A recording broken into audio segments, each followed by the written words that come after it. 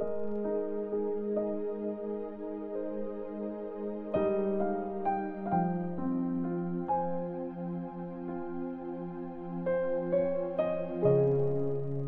chapter 21. Ang offering ng byuda. Pagtingin ni Jesus sa paligid, nakita niya ang mayayaman na naglalagay ng mga offering nila sa temple. Nakita din niya ang isang mahirap na byuda na naghulog ng 2 pirasong barya. Sinabi ni Jesus, mas marami ang binigay ng mahirap na byudang ito kesa sa lahat ng binigay nila. Kasi parte lang ng kayamanan nila ang binigay nila. Pero kahit na mahirap ang byuda, binigay niya ang lahat ng meron siya. Nagsalita si Jesus tungkol sa pagkawasak ng temple. May ilang mga disciples na nag-uusap tungkol sa temple. Pinag-uusapan nila ang magagandang batong ginamit dito at ang mga inoffer sa Diyos.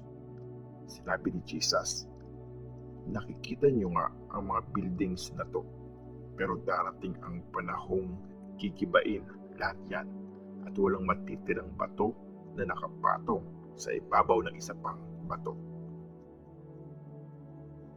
Mga paghihirap at pagdurusang darating. Tinanong nila si Jesus, Teacher, kailan po mangyayari yun? Ano po ang sign na magpapatunay na malapit nang ang mangyari ito? Sumagot si Jesus, mag-ingat kayo at huwag kayong magpapaloko sa kahit sino, kasi maraming dadating at magsasabing, ako ang Christ, at ngayon na ang oras. Pero huwag kayong sumunod sa kanila. Huwag kayong matatakot kung makarinig kayo ng mga balita tungkol sa giyera at labanan. Dapat munang mangyari ang mga yon, pero hindi pa yon ang wakas. At sinabi pa niya, mag-aaway-away ang mga bansa at ganoon din ang mga kaharian. Magkakaroon ng mga malalakas na lindol, tagutom at mga salot sa iba't ibang lugar. Makikita mga kakaibang bagay at mga nakakatakot na sign galing sa langit. Pero bago mangyari ang lahat ng ito, aarestuhin at papahirapan kayo. Huhusgahan kayo sa mga synagogues at ipapakulong at dadalhin kayo sa harap ng mga hari at mga leaders dahil sa pagsunod niyo sa akin. Yun ang chance niyo para i-preach ang magandang balita. Ihanda niyo ang isip niyo at huwag kayong mag-alala kung paano niyo i-defend ang sarili niyo. Kasi ako mismo magbibigay sa inyo ng mga salita at talino na hindi kayang baliktarin o kontrahin ng mga kaaway nyo. Tatraidorin kayo kahit ng mga magulang, kapatid, kamag-anak at kaibigan nyo. Ipapapatay ang ilan sa inyo. Sobrang magagalit sa inyo ang lahat ng tao dahil sa akin. Pero hindi malalagas na isang hibla ng buhok nyo. Sa inyong pagtitiis, maliligtas nyo ang buhay nyo. Pagkawasak ng Jerusalem.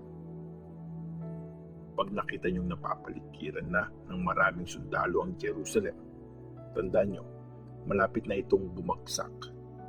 Dapat tumakbo na sa mga bundok ang mga taga-Judea. Dapat nang umalis ang nasa syudad at huwag nang pumasok sa syudad ang mga nasa bukid.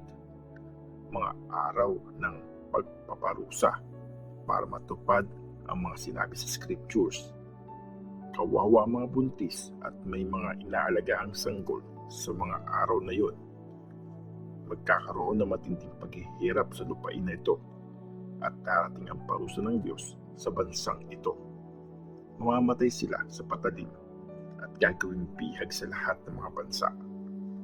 Tatapakan ng mga Gentiles ang Jerusalem hanggang makumpleto nila ang time na binigay sa kanila. Pagdating ng Son of Man, magkakaroon ng mga kakaibang signs sa araw, sa buwan at sa mga stars. Halos mawawalan ng pag-asa ang mga bansa sa mundo. Matatakot sila sa tindi at laki ng mga alon sa dagat. Hihimatayin sa takot ang mga tao habang hinihintay nila ang mga mangyayari sa mundo kasi mayayanig ang mga kapangyarihan sa langit. Sa time na yon, makikita nilang dumadating ang Son of Man na nasa ulap, punong-puno ng kapangyarihan at kadakilaan.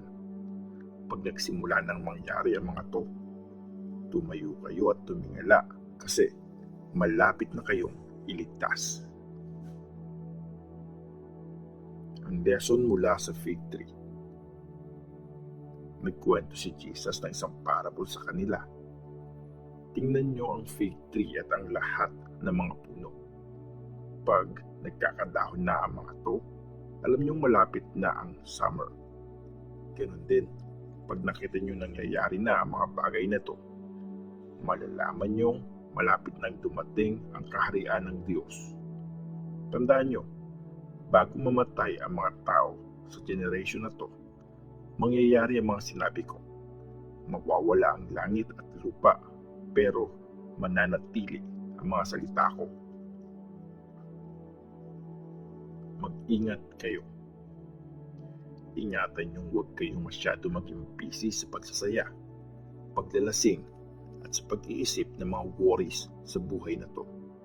Kung hindi, bigla kayong aabutan ng araw na yon parang isang trap. Kasi darating ang araw na yun sa lahat ng tao sa buong mundo. Kaya maging handa kayo sa lahat ng oras. Lagi kayong mag-pray na magkaroon ng lakas para malagpasan nyo ang lahat na mangyayaring ito at makatayo kayo sa harap ng Son of Man. Nagtuturo si Jesus sa temple araw-araw.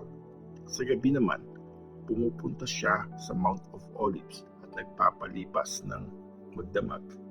At maagang nagpupunta ang lahat ng tao sa temple para makinig sa kanya.